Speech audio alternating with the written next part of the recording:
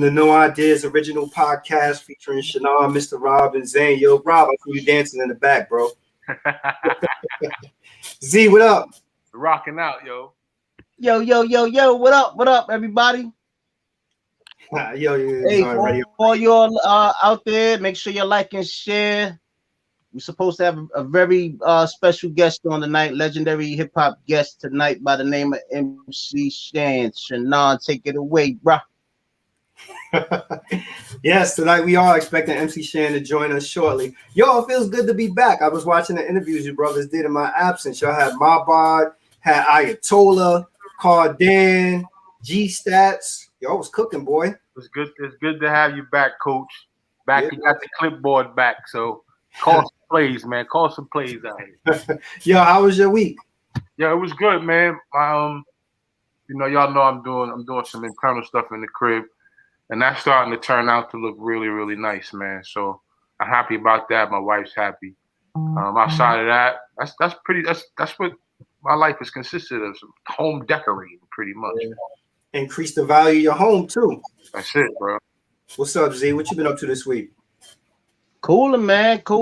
Just getting a little bit better morale going, man. I was kind of down for a couple of days, man. You know what I'm saying? I wasn't getting my exercise in there, so got my little exercise going. When you get the endorphins going, it flows through your body, feels you feel a lot better, man.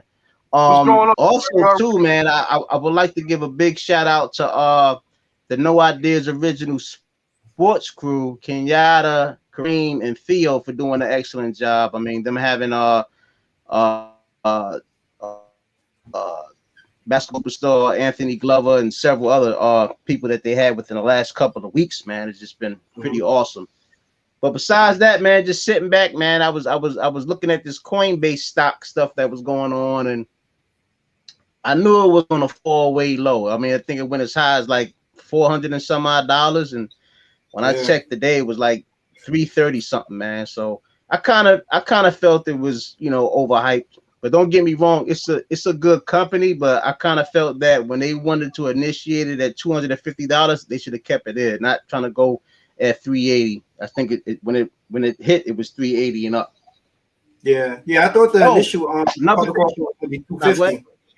I said I thought the initial public offering was going to be 250, but I feel like it that first day it went over $400 some, right? They said y'all read somewhere. They said, no, it was 380, and then it started going up. Yeah, I read somewhere where they were saying that may make Nas a billionaire because he was one of the early investors, and they said KD too. Kevin Durant had money in it. Yeah, son, he put some money in it like in 2013, and he came out.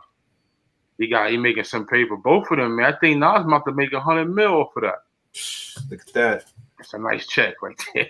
Yeah, look at that. We can all do some nice things with that. While we on hip hop, let's talk a little bit, and while we're waiting for MC Shan to join us, let's talk a little bit about DMX's legacy. So, as all of us know, rest in peace to DMX, the dog. We lost DMX, one of the dopest rappers that we've had in a long time. When it's all said and done, though, what's DMX legacy is going to be? And I asked this because I was having conversations with my friends a couple of weeks ago, and we got into like this debate that we left it unanswered, where people were talking about, is DMX a lyricist? Is DMX just a really great entertainer? So when it's all said and done, is DMX going to be in your top 10? What do you think, Rob? You know what? I'm going to keep it all the way at that. Like Pac, I was never really a big Pac fan because my attention for hip hop and music was always the lyrics and how you put words together, taking nothing away from Pac, nothing away from his poeticism. I think X is in that same vein. Mm-hmm. You know what I'm saying? Where he's a great. Trust me, I've been to a couple of X's. Actually, I've been to the last X performance at the Barclays. His set, bro. Let me tell you something. You're getting out your seat. You're participating in an X show, and his melody was very easy cadence. You know what I'm saying? It wasn't very crazy, complicated, or nothing like that. But at the same time, as an entertainer, I think that his presence you know, of course his prayers, that was later on in his career, but you know what I'm saying? I think his legacy, man, it should leave a good stain, if you will, as far as being an entertainer. Yeah. What do you think, Z?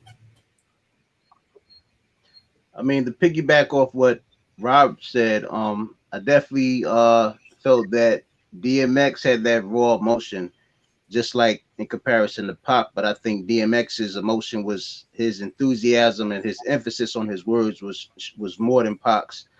I've seen live performances on like certain rap DVDs and stuff back in the day, and even stuff that we see on YouTube. I feel that there's very few rap artists, no, hip hop artists, because I consider DMX a hip hop artist, not a rap artist.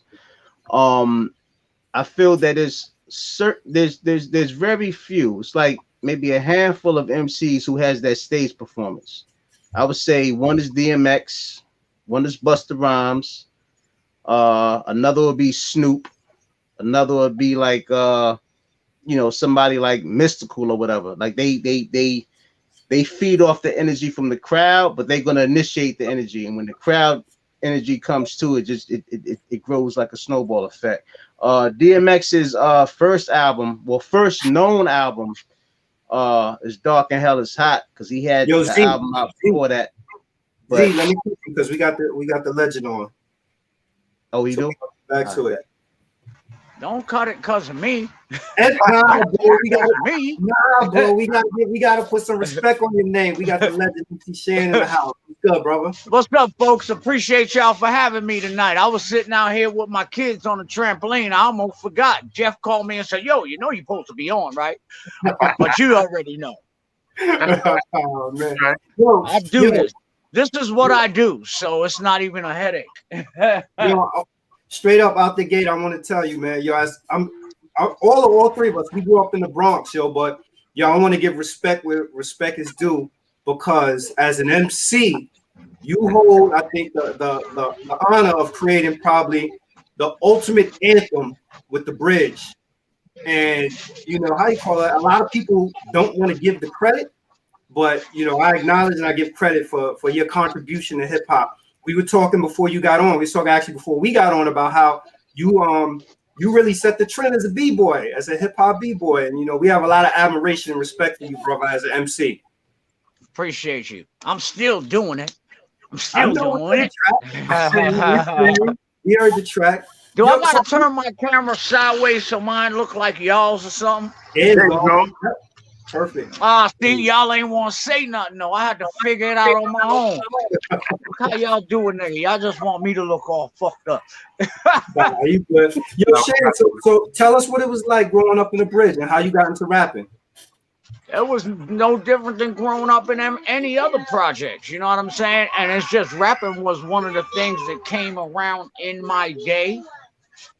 That it was like before rap came along, it was listening to my mother's and my grandfather playing music. There wasn't no station fuzz, there wasn't no kid bop or none of that, right? Right. And so when hip hop came around, it was just a natural progression that it was our thing.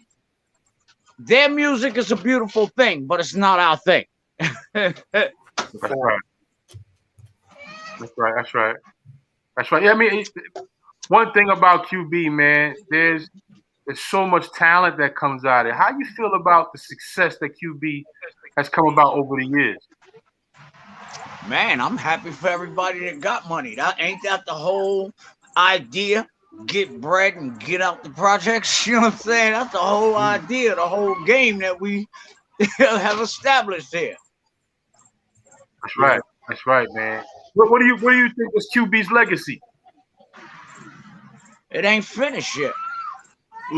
I don't know who lives there now, but the ones that I'm talking about, we were born and bred Queensbridge. We smell the air and the cut grass in the morning and drank the water from childhood to mid-teens type of thing. I can't speak for those that are there now. You know what I mean? Right. That's coming out doing music as young men. I don't even know if I know their parents. You know what I'm saying? I can't vouch for them. Yeah. So what was QB honestly like before hip hop? It was always before hip hop. It can't say that because all my memories are of hip hop. The jams that I couldn't go to because I was too young. Hearing the Grandmaster Flash and them outside my window in the Reese Center, and I'm too young. I can't go, but my ear is to the wall. Right. You know, my window faced the center, so I can hear all of this. Let me tell you something, man. Every time I heard, ladies and gentlemen, we got MC Shan, that right there. Yo, so I used to run out my house to make sure I went to the ball court. Son, run out my house like it's a jam tonight. It's on. And that's all you had to hear was, ladies and gentlemen, you got MC All right, Shan but think about it. They can't even have the same fun that we have with this. Yeah, there was shootouts and whatnot in the jam, but the shootout was just to fuck up the nigga sound set. Everybody went running, you know what I'm saying? At the end of the day, nobody got shot. Everybody creeped back to the jam. The music started again. And it's all good. Yeah. You know what I'm saying? That's right. That just ain't happening now. It's just the world is just not built that way anymore. Yeah. Yo, Shan, we got somebody in one of the viewers said, I hope the audience can fully appreciate that this man at one time in American music history was the #1 MC in the world. That's a fact. Get that man his flowers. Not the way that they be trying to look. Let me tell you something. Here's how I feel. Y'all know when y'all see them hip hop collages, them hip hop collages with all the artists. I only see one Kango on them joints, and it ain't mine. It ain't yours. You know what I'm saying? Like, how y'all trying to forget me on, you know what I'm saying? But that's okay. It's all good. That's why I'm still doing stuff while a lot of niggas are stagnant. You know what I'm saying? It's like, yo, so y'all ain't want to put me on the poster, right? Watch this. Go on, show they make it bounce. Bounce. Go on, show they make it. Love the way she shake it for me. Yeah, come on. I'm still popping out records, yo. It's a dope track. Hopefully it's one. Hopefully it's one that move a little something, so I can say, It's gonna catch. It's gonna catch. I like the vibe on it. Yo, the best one I like is, I think it's the Grandmaster Kaz remix with the woe beat. You did something. Oh, Lyric.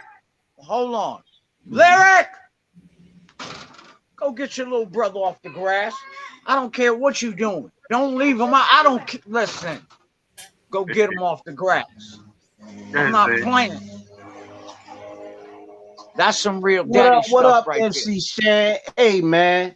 It's an honor to interview you tonight, man. My brother's on here. Thank you. No problem, man. You're welcome. Fully welcome. Tell me about the just growing up and wanting to get into hip hop, man. And then what were your inspirations? Like name like 3 MCs, right? Keep that in mind. And then number 2, tell me about how you met Marley Marl. All right, so as far as the MCs, I looked up to Marley Marl. Anybody after that couldn't touch me, so I ain't pay them no mind. I was a 4th fronter, not a 4th backer. You know what I'm saying? I created my own lane. I built my own empire. I didn't build my empire off of somebody else's back. So I'm just, you know what I'm saying? I just was on my own lane type of thing, and that's what it was. Like I said, I came around the turn of hip hop when it turned from being in the park to records. Right. You know what I'm saying? Right. And that was when it could have went this way or it could have went that way. So every MC that came out on these records had to be incredible, because that's what kept this genre of music going so far, because it was a new style of music for one. Everybody and their mother saying hip hop is not gonna last. Hurry up and do what you're doing. Right. Hip hop is not gonna last. It's just a passing phase.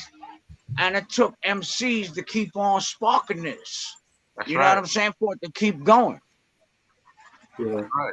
We had Ace on, and one of the things I asked Ace was about his time at Cold Chillin', and if he was able to actually, get royalties from at Cold Chillin'. And I know you was at MCA and then went to Cold Chillin'. I'm wondering, what was your experience like going from MCA to Cold Chillin'? All right, well, see, I wasn't on MCA like that. I was never signed to MCA. The MCA deal was a favor. Lyric, bring him up here and take him in the house. Now, I don't care what you're doing. Go pick him up and take him in the house. that was a favor. May James was the radio program up at WBLS. And they had Feed the World. They had not Feed the World. They had We Are the World out. And they wanted to do a rapper version. And so they came to me and said, okay, we'll do a favor. And if it works out, take them in the house. Holter, go with your sister in the house. And if it works, we'll work further. But it just didn't work because it was around the time when music companies didn't know what to do with hip hop. Right. Go in the house, little man. I'll be in a minute. They didn't know what to do, so the situation didn't work. I went my way and they went theirs. It never was a got dropped off MC. They cut run. What? Fact check. Oh man. So did you have was it good working at Cold Chillin' or being with Cold Chillin'? It was the greatest thing because it wasn't like every other record company. It was different. I didn't have to go bring my demos. Come on, let's go. Get up. No, sit down. Well, you better get in there. I'm not playing with you. You running a tight house over there, champ.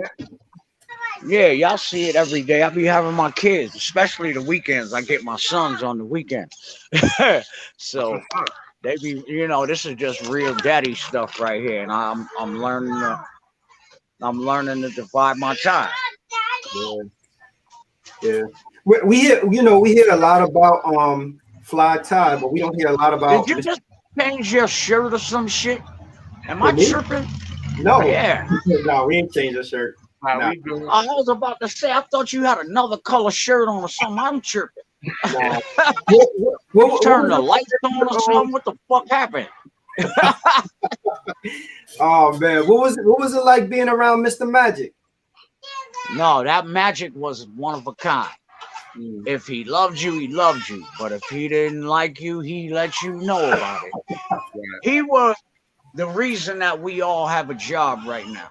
Nice. Because if it wasn't for Mr. Magic, there would be no hip hop like it is now. He took a chance when the radio stations wanted to hire him to crush hip hop, play more R&B and this, that, and just to have a job on the radio. He said no. He went and made WHBI. See, because it's going to sound like I'm neglecting my kid if I don't go check him right now. What do you want? You want your shoes on? Here, hold that. Say hi to them while I get your shoes. Hi. Hey, what's up, man? How you doing? What's up, man? What's going on with you, man? He can't hear y'all. What I up, got the Ted? headphones on, but that's just to give him a chance to just be quiet and chill while you can't have the headphones. Relax. What's his name, man? What's his name, son? That's Holter. That's Holter. That's Elijah. Yeah. Come on, we're going in the house because you're playing too much. Then stop it. I'm doing something that's important. Stop it. You're not hip hop if you never heard This Is a World Premiere. Exactly. Yeah. That right there at midnight, BLS getting your tape ready. Look. See, here's what it is. Get in the house. I'm not playing. Get in the house. Get in there. I'm not playing. Cry all you want to. Lyric, don't let them back out. Like somebody's playing here.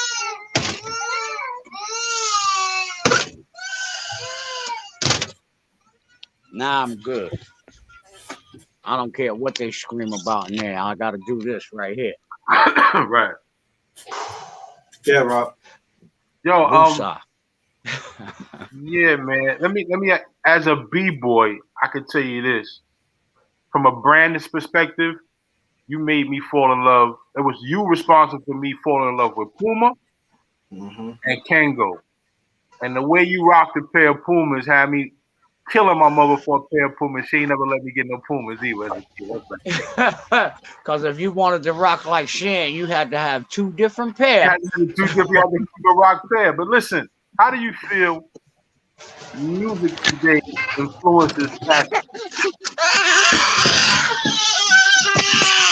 Lyric, see that thing up here? When I close that door, pull it over. Now that's under control. See, this is what happens. I ain't even gonna get into that one.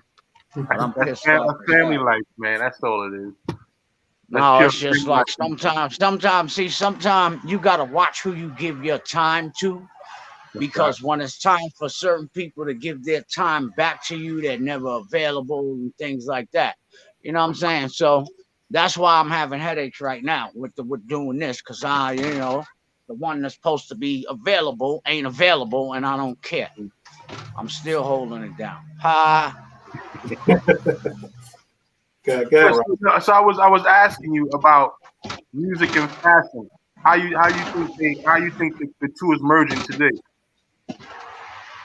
Well, they starting to dress like Grandmaster Flash in them again. It's true. That's fact. Yeah.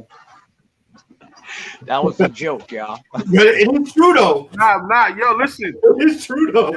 Some of them are looking like that, man. Some of them looking just like the whole squad, man.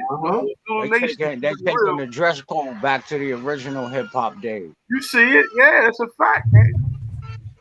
You see it. People are in this clean cut. Like, I remember, I love the days of wearing British Walkers and Playboys and suede fronts and just clean, just a pair of jeans, a mock neck. That was it. You know what I'm saying? Quarter field, or just a regular old jean suit. Right. A lease suit. You was in if you had a lease suit. You had a lease suit. And Levi's was for niggas that had money. And it kept you clean. But fashion and music back then, it went parallel with one another. Because when you went out, you was around in an environment where good music was being played. So with today's music, I think it's changed a lot, because not to say there's not a lot of good music, but there's music that doesn't just have the passion and the soul and the charisma as it used to. We've been sold that out when we stopped being independent record labels and we started getting these distribution deals from these majors. When we were independent, we did what the fuck we want. We wanted to put out a record every fucking month.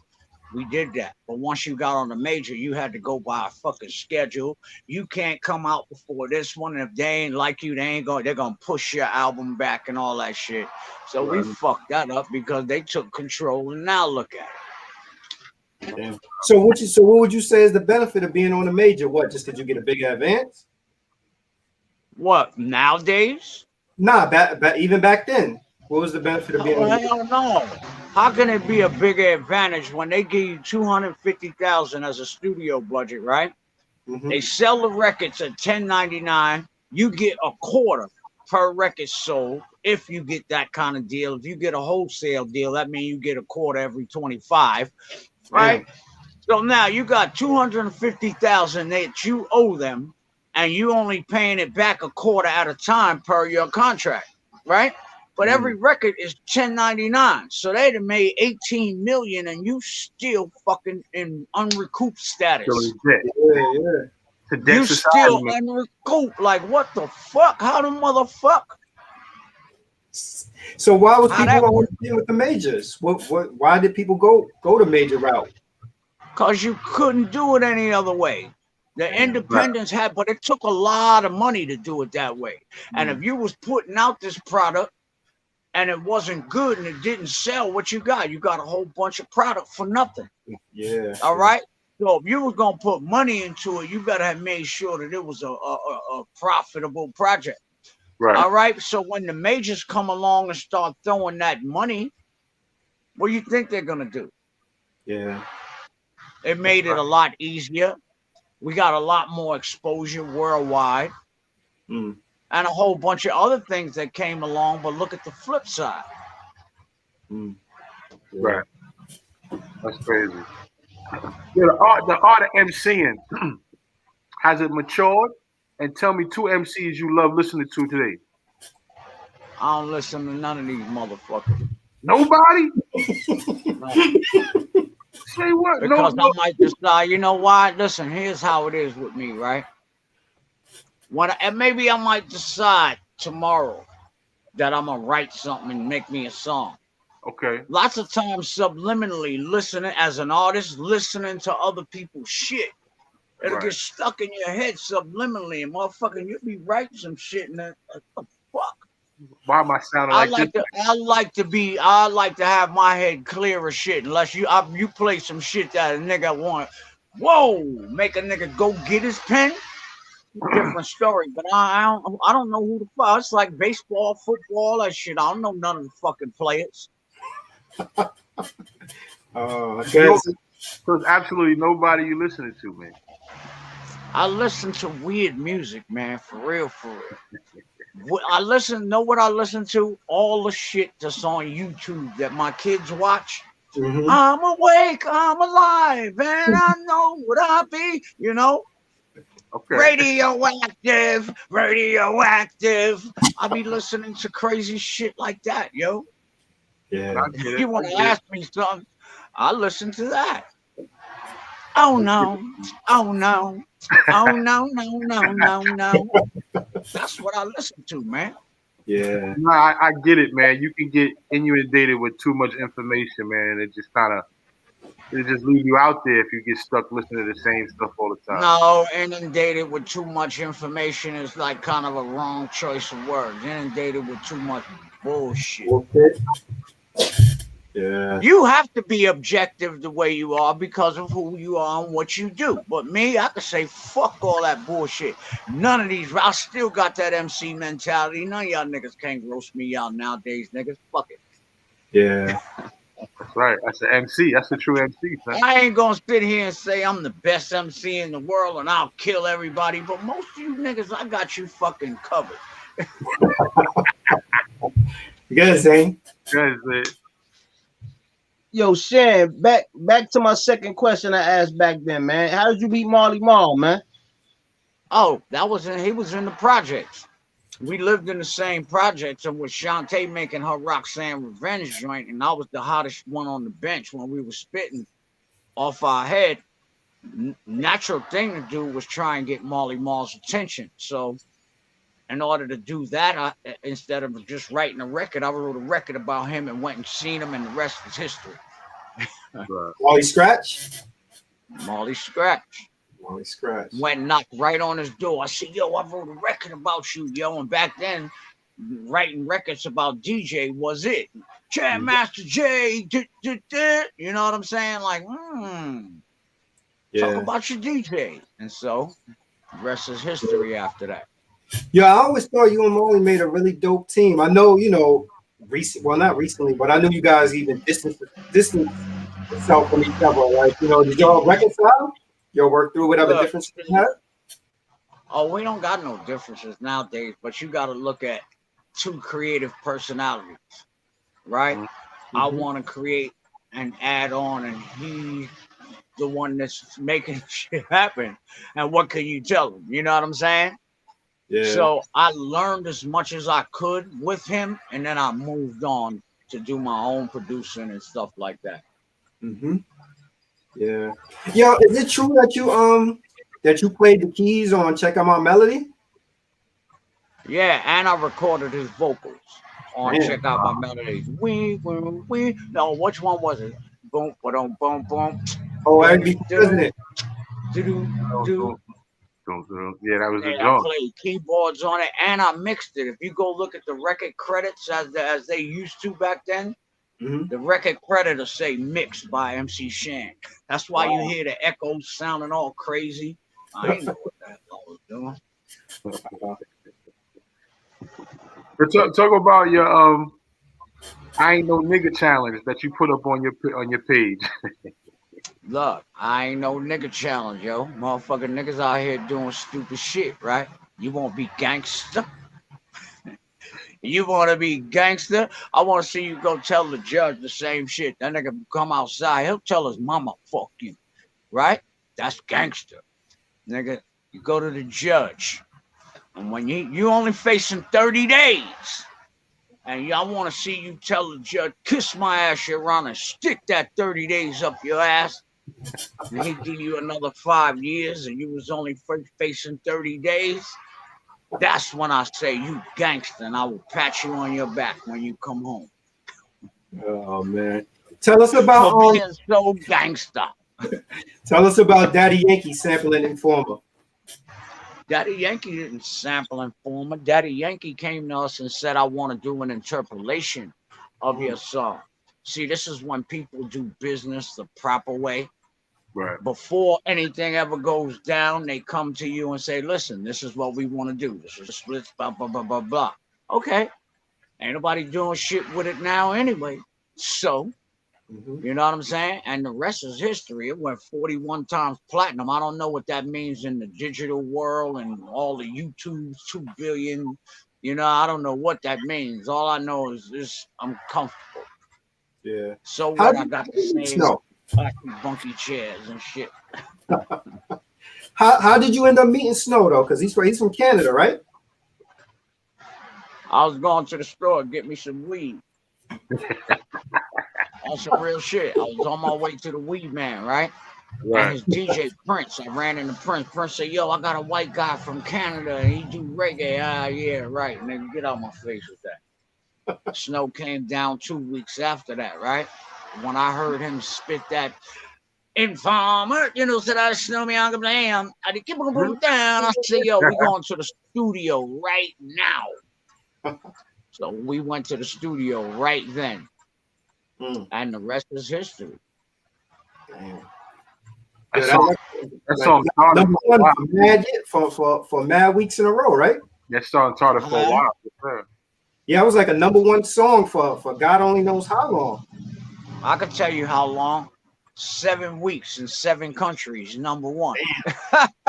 Look, in the Guinness Book of World Records 2 times. It might go 3 after Daddy Yankee, but so far, Informer is. I'm probably the only rap artist and motherfucker y'all niggas know in the Guinness Book of World Records producing that motherfucking record, and it's there twice, not only once but 2 times. Damn. Wow. That's actually dope, man. Some of them accolades folks don't know about me. Just think, motherfucking, I'm just a mediocre rapper. You shouldn't have wrapped your ass around the tree. Good for you, man. Unwrap yourself. Yeah. What was it like being down with the Juice Crew? Very competitive. Everybody in the Juice Crew is nice, so it always was a nice, competitive, keep you on your toes atmosphere. Right. You know, and that's what we like. If you don't notice on all of the records that we've ever done together, as everybody come in with why I wasn't on the symphony? Because I knew better. I knew better. Like, I'm not getting on the symphony because there's certain. I did Marley Scratch and I didn't get paid. Well, I'm gonna be on the symphony and I got 2 things I don't get paid for. Y'all go ahead. Y'all don't get paid on. Yeah, as a fan though, I would love to hear you put a verse on that beat. Even son. You should do a freestyle to it just because now. Yeah. That would be like hating. I ain't doing that. That would be like hating, like nigga, you know what I'm saying? Oh, you just couldn't leave that beat alone, huh? You just had to show off on that beat, right?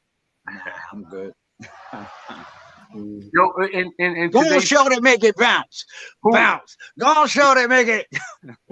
Did you make that beat? What, that beat there? For the bounce joint, yeah. No, I never produced myself. See, a wise man knows when to fucking leave it up to others. Yes, I can produce acts, but when I'm behind the microphone, I need an objective ear. I need somebody that's going to tell me, shut up, Shan. When you have too many yes men around you, you get records that you hear nowadays because everybody want to eat off of him. I don't be around yes men. So when the motherfucker say, yo, try it like this, I know he's telling it to me for a reason. Right.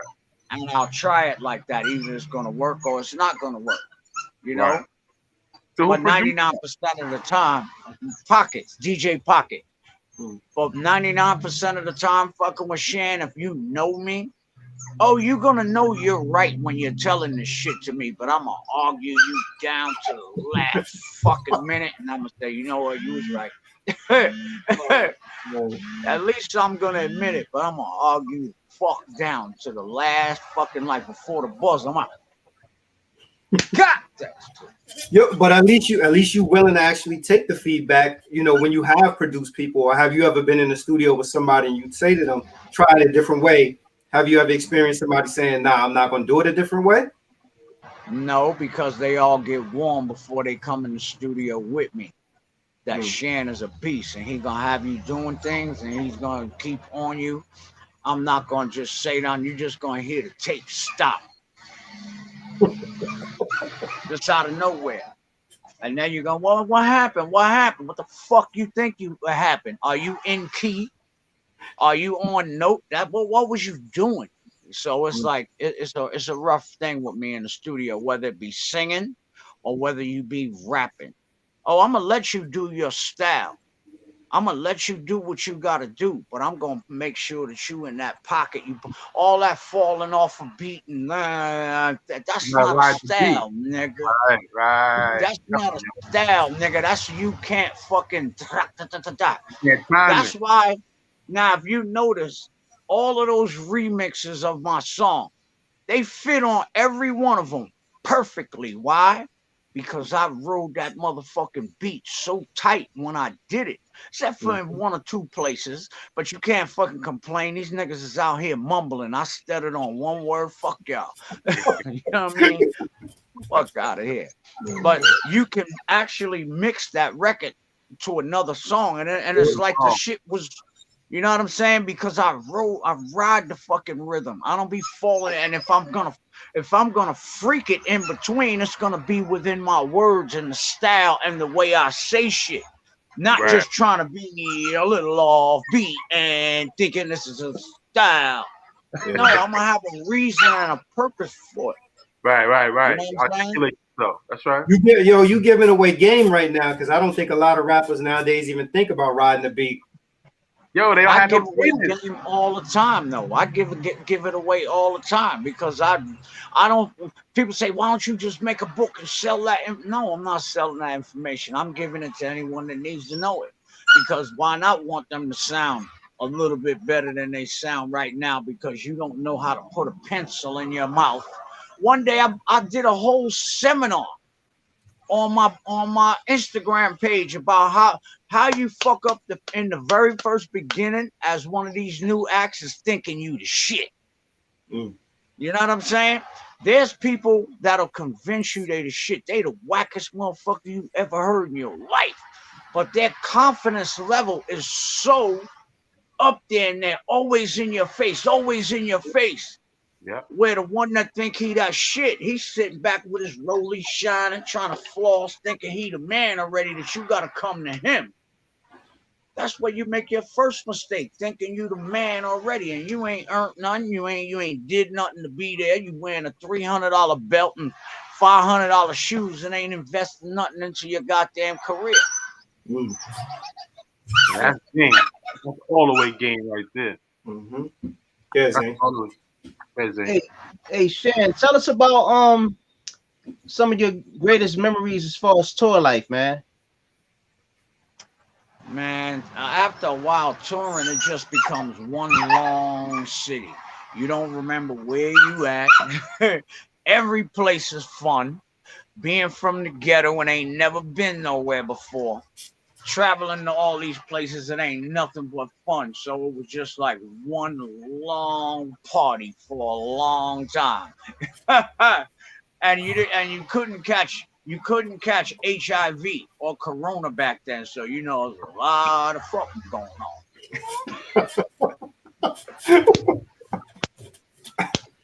I know that's right. Worst thing you would need was a penicillin pill, my nigga.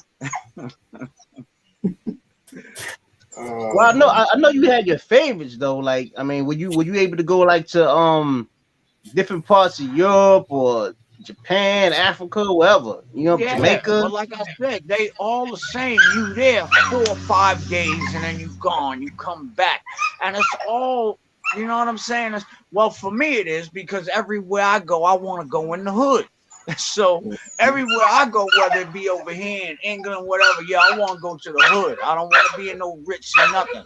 That's all the same. I mean, just in the hood in somebody else's country. Fuck it. Yeah, right. Yeah. I want the native food. I don't want the bullshit. I want what the natives are eating in the hood. I want the good Jamaican restaurant. I don't want the thing that got the fancy looking, you know, that what you call that spot? Golden. I don't want Golden Crust. I don't want Golden Crust. I don't want that. I want the rice that they cooked in the tire iron. I don't want Golden Crust. If he put Golden Crust on blast, right? The joint on the drum, the joint where they cut up in like the drum and make the jerk chicken on the official shit. Yes, sir. On a hot plate, just waiting for you to heat it up, son. Look, and the rice is in an actual tire rim, and it's got a daggone coal in the tire rim. You know, tire rims got a whole natural venting system, so it works out nice. Yeah, yo, Shan, I follow you on Instagram, and I see that you had a lot of things to say about DMX passing, and I appreciate that, because, I think that to me, X is a legend, X is a legend, and I think a lot of people forgot the worth and what his contribution to hip hop was until actually all of this transpired.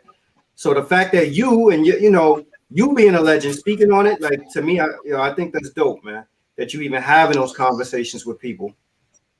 Look, I had to say it because it's like, and there's a lot of people out here right now that's acting like D was his mans and them, but when the nigga was fucked up, none of y'all was saying shit.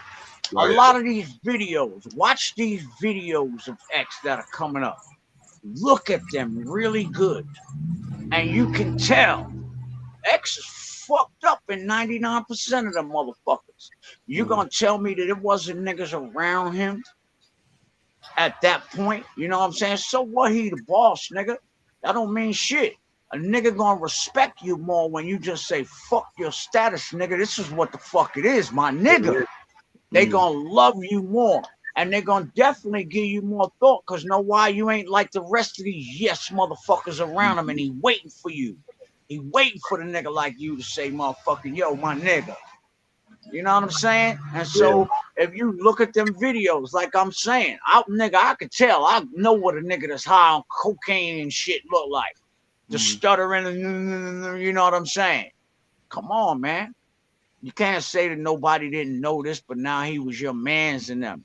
And I said that, and I didn't say it as if me and X hung out lovely. I ran into X one time out here in Atlanta, right? I was DJing in the strip club. X heard I was DJing in the strip club. The nigga came through. Yo, where's Shan at? No, yo, where's Shan? You know what I'm saying? I left. I put the turntables on automation. We went around the corner.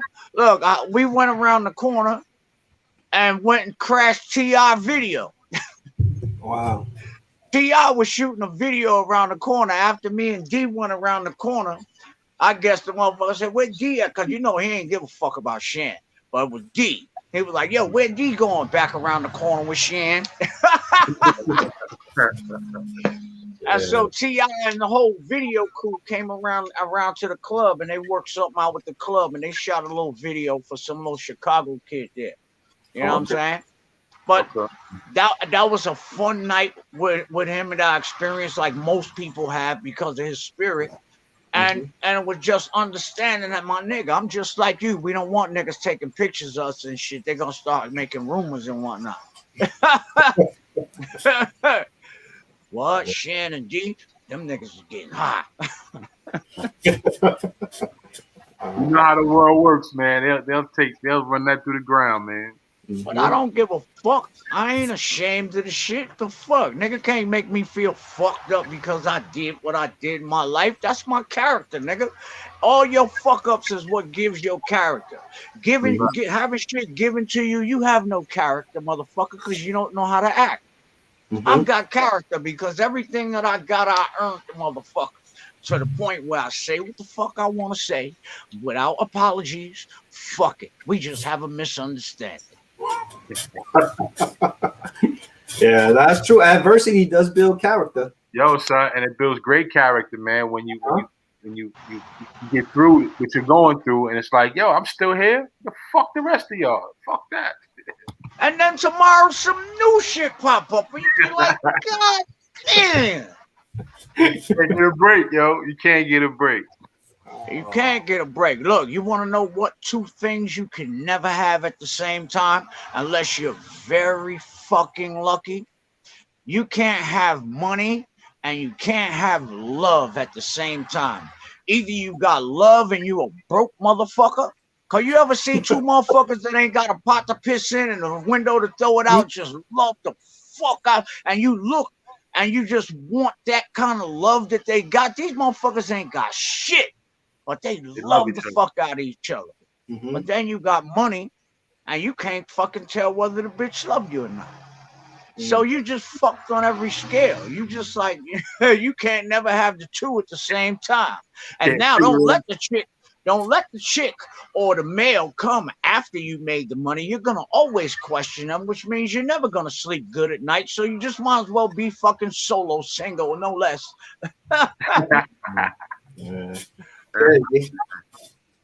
Hey, Shan, man, I definitely like how Queensbridge got together and did that QB 2000 video, but collectively they did the QB album, the Queensbridge Finest album. And for you to do the rendition of your original verse from back then, that was classic. But tell me how it was just for that recording process. Were y'all like doing certain separate days? And tell me about the video process. No, they was all in the studio, just like we was all at the video, right? That right there almost didn't happen. I wasn't gonna do it. And I'm glad because Cormega made me do it, and he made me understand why I was spitting that old style on there. Right. It was one of them things. I didn't want to do that. I wanted to come in there and get them niggas motherfucking a flip of the tongue like y'all niggas ain't saying shit.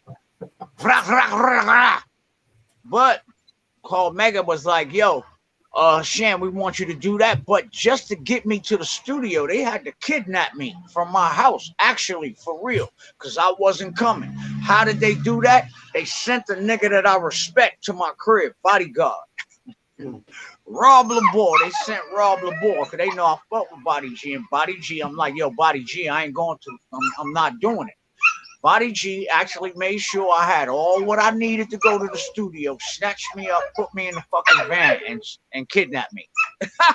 No, I'm not gonna press charges on you 20 years later for kidnapping and shit. Fuck it. But the nigga kidnapped me for that one. Shut up, Domino. Damn. Did you think when you was recording the bridge that song would have this kind of impact in hip hop history? We like close to 40 years later. And that's still like everybody's favorite joint. No, still my favorite joint. We listened to it in Queensbridge for 2 years before it was ever a record. Wow. 2 years. Why? Because we didn't think nobody else wanted to hear about our hood. Wow. Nobody want to hear about Queensbridge. Domino, shut up. Yeah, nobody want to hear that. That song was from Queensbridge. All right, but we didn't think think niggas want to hear that shit. But then when it hit the airways, because Marley, if I did a record in the house on Saturday in the daytime, it was on the radio Saturday night. I didn't have a career like a lot of these cats had to go through hoops and all of that just to get your record played. When I made something in the afternoon, Saturday night, my joint was on the radio, period. Yeah.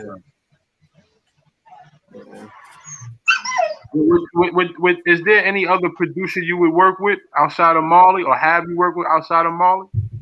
I always wanted to work with Dre, but since I didn't work with Dre, I took his fucking Eminem track and I rhymed doing it anyway.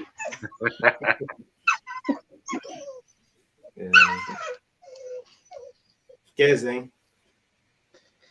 Hey Shan, tell me, who was probably the biggest inspiration to come across as far as like after Marley as far as beats for you? Like, were you always just in that realm of Marley? Like, I know you said you wanted to work with Dre, but was there somebody like in between that you wanted to work with that was from the East Coast? Maybe Pete Rock. Pete Rock made things that I was going to ask you. Premier, his sample things.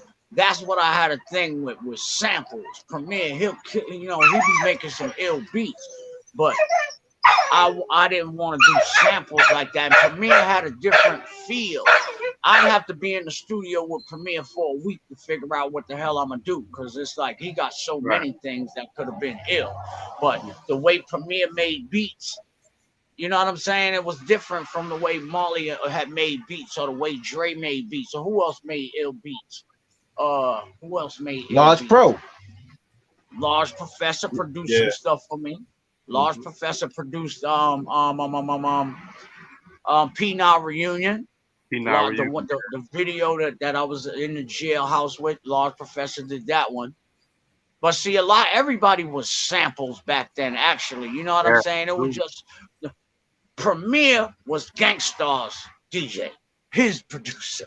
That's all the way I could put it. You know what I'm saying? And the way him and Gangstar made records was different from the way that I heard me making records. And this was before Premier was producing all that hot shit and all of that. You talking about early days of me, you know what I'm saying? Right now, I jump on a Premier beat in a fucking heartbeat. But back then, it was like that was Gangstar's, you know what I'm saying? And you know, that's a perfect segue. I know Shannon Rob about to go next, but when I first heard DJ Premier did that jump with Dwick. No, Dwick. Yeah, Nice and Smooth with my man damn, how's his name is Gangstar.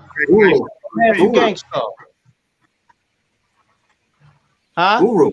It was Guru. I'm sorry, Guru. Yeah, I just went blank for a minute. But that Dwick beat, I could hear your voice on that joint back then. It sounded like it was customly made for you. See, but I wasn't. Matter of fact, if you remember, after I was out of the game by 93. If I got in at 86, by 93, 92, I was out. So me getting a budget from a record company to actually fucking do that beat that Premier was made for me, like you said, I wasn't in the game like that. I would produce Snow. And honestly, I could definitely hear your verse on that. Yeah, look, I was already producing Snow. I was out the hip hop game. Why I'm gonna be doing all of this? Ain't getting paid for records. I could owe y'all them 5 records. Fuck you, I ain't doing no more hip hop records. If I would have done hip hop records, what the fuck? I would have owed it to Cold Chillin'. So why not just quit? Period. Right, what I'm gonna do this for? I'm over here making stacks on stacks on stacks with this kid. Being the producer, the writer, and all of that. And what I'm gonna keep messing with this for? You ain't nobody getting paid over here. Yo, so all of that rumors about how my career got crushed and whatnot, it's a lie. So what was it with Cold Chillin'? Was it just that the paperwork wasn't right, or was it that it was it was a bunch of friends that got together and did it? So the business element it was just what you said. It was just what you said. Friends, there was another message I wanted to put out the other day. People always saying, well, why ain't Puffy helping Black Rob? Because see, us as artists, we looking at them and we're doing friend business. They're doing business, but we're doing friend business. And so friend business will get you situations like Rob. Friend situations will get you shit like mine where you don't got nothing of yours. You know what I'm saying? And unless you produced something or did something outside of what you were doing, where you have bread. But people are looking around, but you got to understand that Puffy was doing business. I was doing Friends with Cold Chillin'. Rob was doing Friends. Oh, that's my man. He put me down and this and that. And I've seen that question asked, and I'm like, don't people understand that this is the music business, and you got to separate friends with everything you do? Soon as let's say I got a friend, right? Soon as I pay that man to do something, we're no longer friends. I'm giving you my money, and I want my yard done the way you would do everybody else's yard. Don't slack on mine because we're friends.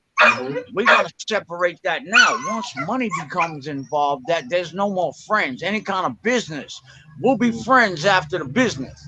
Because if you don't do the fucking yard right, that means you trying to play me, take my money, and it won't be no more friends. But most people don't work on that premise of being truthful, honest, and it makes you live a lot better because you don't have to look over your shoulder every goddamn day. That's right. You know what bugs me out? What I think, like, you know, the early hip hop. I mean, there are some people who was in it for the long game, and they probably knew that residuals were going to be coming down the pipe. But I feel like a lot of executives were probably giving artists money up front, or giving artists a couple of dollars, or give them a car, rather than giving them letting them get the residuals. Like, if you think about, like, even some of your music, I'm sure they probably reissued those albums 3 and 4 times already and made God only knows how much money off of it versus what they probably paid you to record the album. You hit it on the head. And you got to remember that those rules that the record company was playing, that was mafia rules back then, the way the mafia ran the game. And that's what it's been from Barry Gordy on down the whole line. You're gonna take this money, you're gonna owe me, and you're gonna keep owing me. If you borrow $100 from the mafia, by the time the end of the week comes, you owe them $300. Next week you owe them $3,000. You know what I'm saying? And that's just the way the record companies were set up. You look at it. Go look back at the history of who was running the record companies. Yeah, right. That's right. You can tell that, man. Yo, Shan, now there's a whole new way. Go ahead. Now I was gonna say, I see you over there grilling, brother. We need to get you on a cooking show. Shan's Grills and Chills, brother. Man, I'll be on it I don't need an occasion to go on the grill. It could be raining outside. I'll throw the grill on. It don't even matter. Nah, I think that's dope, man. Hey, Shan, but that's why that dog keep barking. That dog waiting for that ribeye, man. They waiting for that ribeye to go on that grill, man. No, he tied up, right? And the kids is in the house. And he think he one of my kids. Because we had him since a puppy. So when the kids be playing, he's part of their shit. So now that they in the house, he like, yo, y'all left me, yo. So yeah, you man. want to go on the house. From your Instagram, though, it looked like you really having a good time. You enjoying your life. Like Rob said, I see you grilling. I see you with the kids. Yeah, man. Lean. You working on the bus? You customizing your bus too? I've been to the bus. The bus is done. The bus is just sitting in my backyard right now. Damn. I just push that shit to the back. I'm trying to get all the summer stuff done. All right?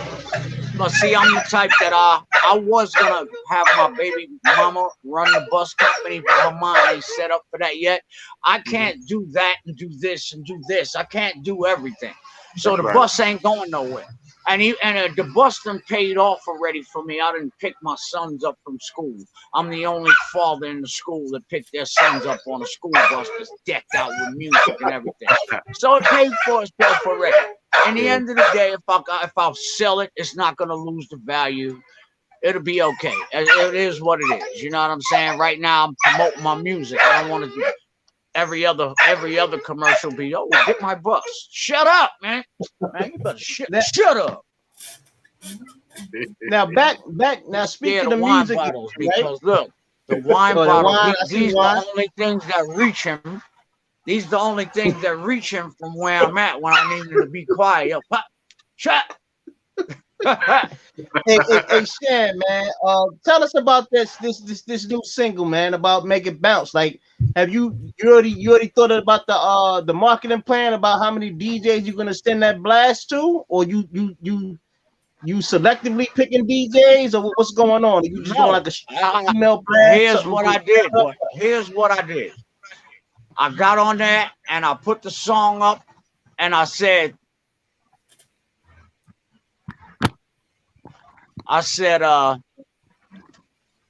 any DJ that want it, I'm gonna give it to you. See, you can't hold the music nowadays. You know what I'm saying? You can't hold it.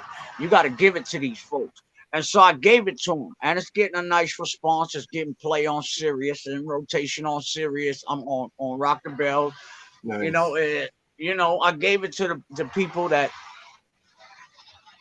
need to have it.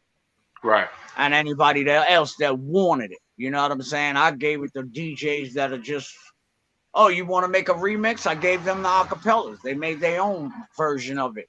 And it was good that somebody heard me and heard me on something else that was their vision. Right. Yeah. Nice. Instead of saying, oh, I don't like that shit totally. That's and kind of piggybacking on Zane's point, man. I can hear your voice on so many different tracks today, bro. Like, yo, I can hear your rhyme style, your cadence, and there's a lot of producers out there, man. Look, check this out. I'm running into 1 hour. Any more than motherfucking folks gonna be coming to my house talking about you neglecting your children. So I got to motherfucking get up and go take my ass in the house and tend to my children. Cause I've been on here, and you know what I'm saying? I ain't that kind of daddy and shit. I take care of mine.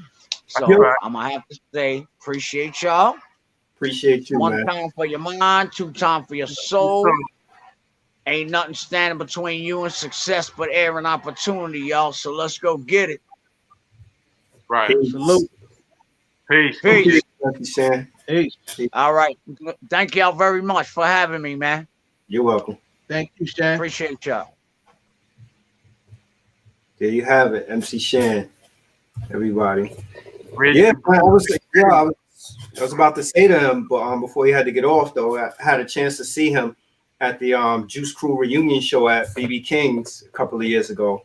And I'm hoping that after COVID and everything, clears up, that there's an opportunity for Juice Crew to continue to go out and do reunion shows, because the show was really good. It was better than some of the newer artist shows that I've seen.